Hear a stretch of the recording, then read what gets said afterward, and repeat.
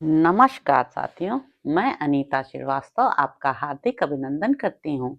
श्रीमद् वाल्मीकि रामायण में आज का प्रसंग है अश्वमेध के अनुष्ठान से इला को पुरुषत्व की प्राप्ति।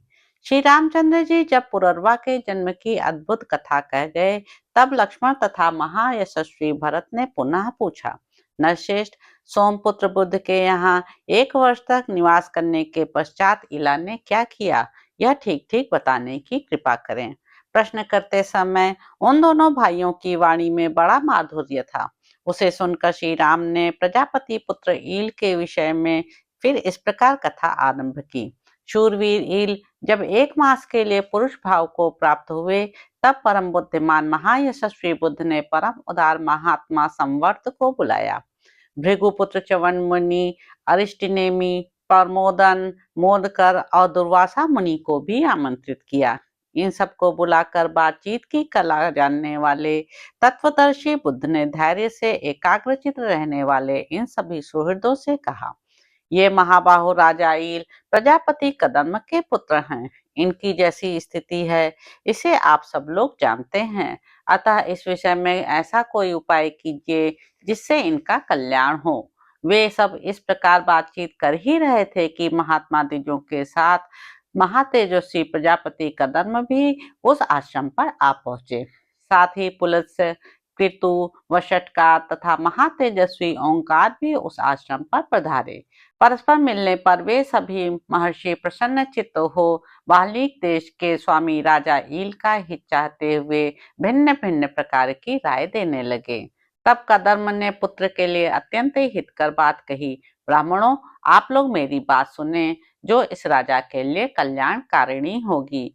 मैं भगवान शंकर के सिवा दूसरे किसी को ऐसा नहीं देखता जो इस रोग की दवा कर सके, तथा अश्वमेध यज्ञ से बढ़कर दूसरा कोई ऐसा यज्ञ नहीं है जो महात्मा महादेव जी को प्रिय हो।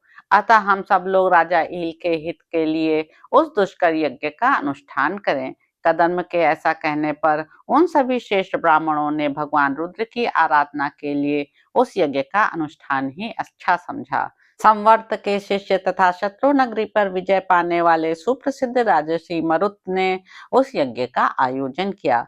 फिर तो बुद्ध के आश्रम के निकट वह महान यज्ञ संपन्न हुआ तथा उससे महायशस्वी रुद्रदेव को बड़ा संतोष प्राप्त हुआ। यज्ञ समाप्त होने पर परमानंद से परिपूर्ण चित्त हुए भगवान उमापति ने ईल के पास उन सब ब्राह्मणों से कहा, द्विश्रेष्ठ गण, मैं तुम्हारी भक्ति तथा इस अश्वमेध यज्ञ के अनुष्ठान से बहुत प्रसन्न हूँ। बताओ, मैं बाहलिक नरेश ईल का कौन सा शुभ एवं प्रिय कार्य करूं। देवेश्वर शिव के ऐसा कहने पर वे सब ब्राह्मण एकाग्रचित हो उन देवाधिदेव को इस तरह प्रसन्न करने की चेष्टा करने लगे जिससे नारी इला सदा के लिए पुरुष ईल हो जाए। तब प्रसन्न हुए महातेजस्वी महादेव जी ने इला को सदा के लिए पुरुषत्व प्रदान कर दिया और ऐसा करके वे वहीं अंतर ध्यान हो गए। अश्वमेध यज्ञ समाप्त होने पर जब महादेव जी दर्शन देकर अदृश्य हो गए, तब वे सब दीर्घदर्शी ब्राह्मण जैसे आए थे वैसे लौट गए। राजा ईल ने बाल्मीक देश को छोड़कर मध्य देश में एक परम उत्तम एवं यशस्वी नगर बसाया जिसका नाम था प्रतिष्ठानपुर। शत्रु नगरी पर विजय पाने वाले राजर्षि शशबिंदु ने बाल्मीक देश का राज्य ग्रहण किया और प्रजापति कदम्ब के पुत्र बलवान राजा ईल प्रतिष्ठानपुर के शासक हुए।